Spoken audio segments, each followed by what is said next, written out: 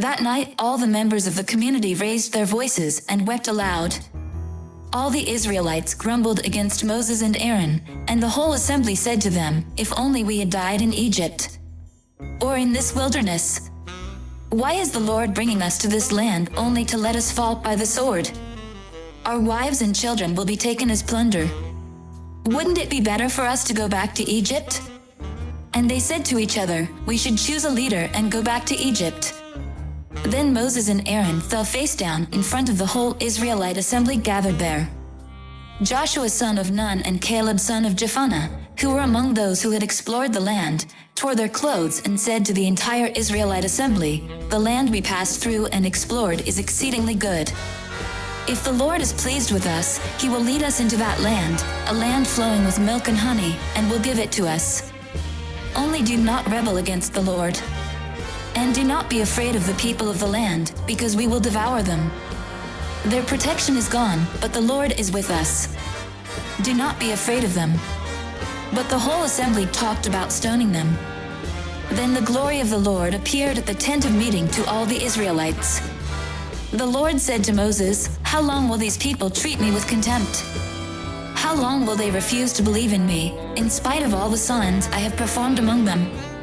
I will strike them down with a plague and destroy them, but I will make you into a nation greater and stronger than they." Moses said to the Lord, "Then the Egyptians will hear about it. By your power you brought these people up from among them, and they will tell the inhabitants of this land about it. They have already heard that you, Lord, are with these people, and that you, Lord, have been seen face to face, that your cloud stays over them, and that you go before them in a pillar of cloud by day and a pillar of fire by night. If you put all these people to death, leaving none alive, the nations who have heard this report about you will say, 'The Lord was not able to bring these people into the land he promised them on oath, so he slaughtered them in the wilderness.' Now may the Lord's strength be displayed, just as you have declared. The Lord is slow to anger, abounding in love and forgiving sin and rebellion.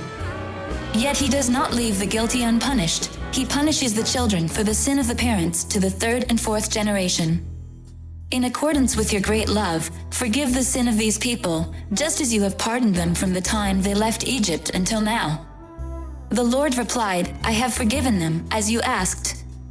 Nevertheless, as surely as I live and as surely as the glory of the Lord fills the whole earth, not one of those who saw my glory in the signs I performed in Egypt and in the wilderness, but who disobeyed me and tested me 10 times, not one of them will ever see the land I promised on oath to their ancestors.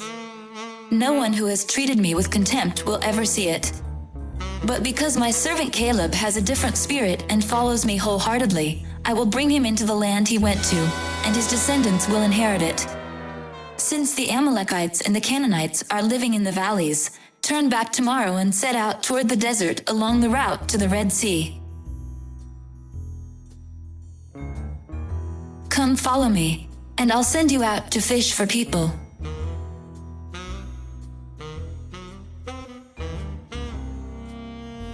I hope and I pray that the Spirit of God, the Almighty, is with you, and that His Son and His Holy Spirit bless you and your family throughout eternity.